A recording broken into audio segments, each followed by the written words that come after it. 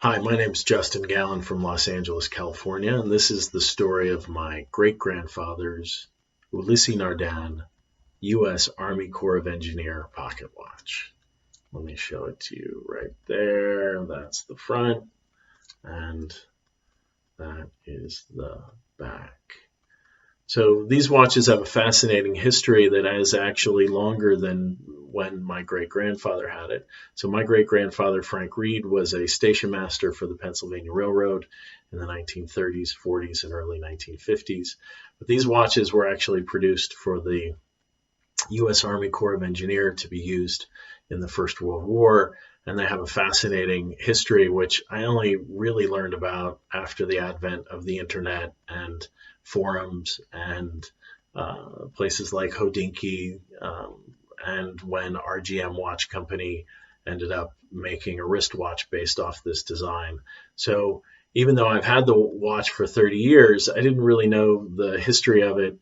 And then I ended up contacting Ulysse Nardin, and they were able to give me the date that the watch was produced, which was in the end of 1916, and that there were 846 of them produced. And after doing some reading, of course, I learned that this was part of a commission that was given to Vacheron Constantin, and they subcontracted out to a whole bunch of different producers because they didn't have enough movements to supply as many as what was needed. So many of these, about 846 of these, were produced by Ulysse Nardin, and then there's many that were produced by Zenit, of course, Vacheron Constantin, or Constantin, and then also IWC, and then maybe a few more.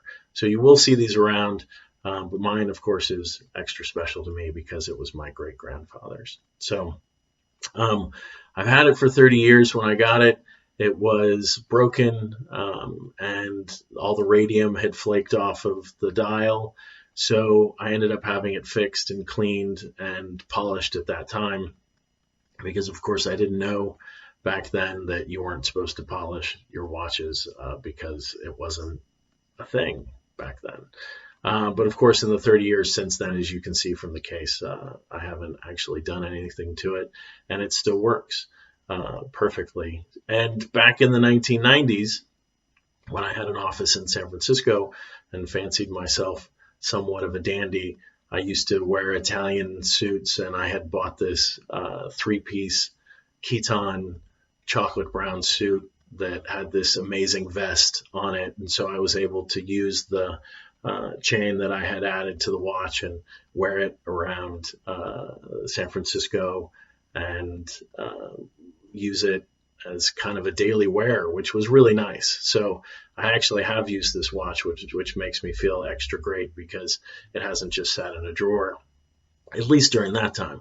Of course, over the last little bit, I haven't had to put on a suit in a long time, so I really haven't had an opportunity to wear this. But I do take it out often, and I let my kids look at it and play with it because I want them to know that this will someday go down to them, and that it was from their great-great-great-grandfather, Frank Reed of Pennsylvania, who worked for the Pennsylvania Railroad. So thank you very much for giving me the opportunity to share this with you. I'm incredibly happy about this series. And in this time, this watch was made during, almost, well, at the time of the World War, but also when the last pandemic was happening. And of course, we're in a new pandemic now, and this was over 100 years ago. And it's kind of neat to know that something like this will actually survive and that I'll be able to pass it on to my children. And this will be the oral history that they'll be able to refer back to. So I wanted to thank Hodinkee for giving me the opportunity.